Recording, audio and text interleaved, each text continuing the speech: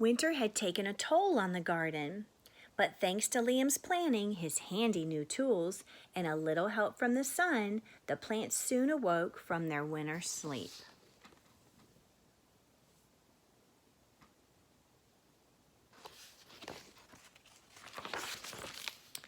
The garden had always wanted to explore the rest of the city, and that spring it was finally ready to make its move. Once again, the tough little weeds and mosses set out first.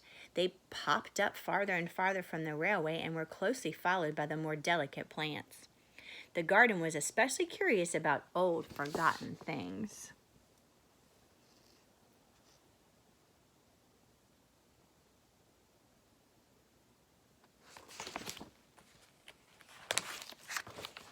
A few plants popped up where they didn't belong.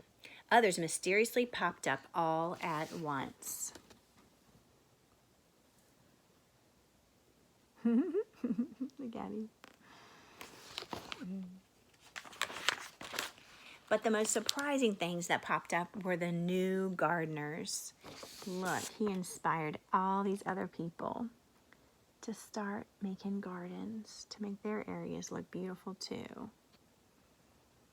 These little people. Wish I was sitting with you so I could show you all the pictures. Take closer. Okay, here's some more pictures with no words.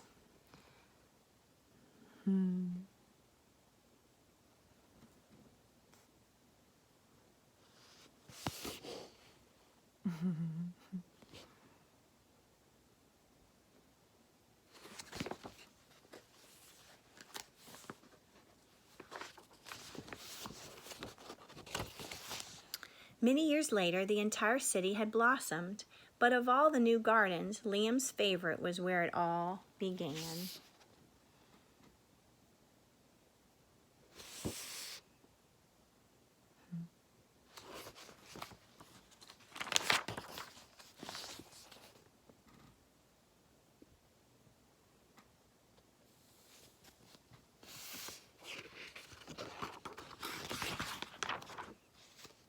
Now I'm going to read you this author's note in the back.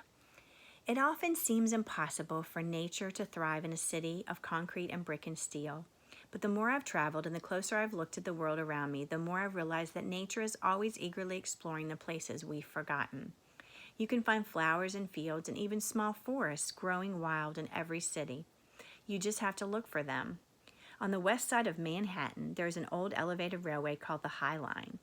Its trains rumbled high above the city streets for decades, but in 1980, the High Line was shut down and forgotten. Without people and trains getting in the way, nature was free to redecorate. Over the years, the rusty rails and gravel slowly gave way to wildflowers and trees, and if you look at the railway today, you'll see a lush garden that curves above the streets and between buildings. From grass bursting through cracks in a sidewalk or a tuft of goldenrod clinging to a brick wall to a meadow winding along an abandoned railway, nature can thrive in the unlikeliest of places. All of this made me curious. What would happen if an entire city decided to truly cooperate with nature? How would that city change? How would it all begin? I thought that was really cool. So this story was based on a true story, and his curiosity, and how each of us makes such a difference in the world that we're in. So enjoy doing that book with you guys, and I hope you have a wonderful day, changing where you are just by being you. Take care.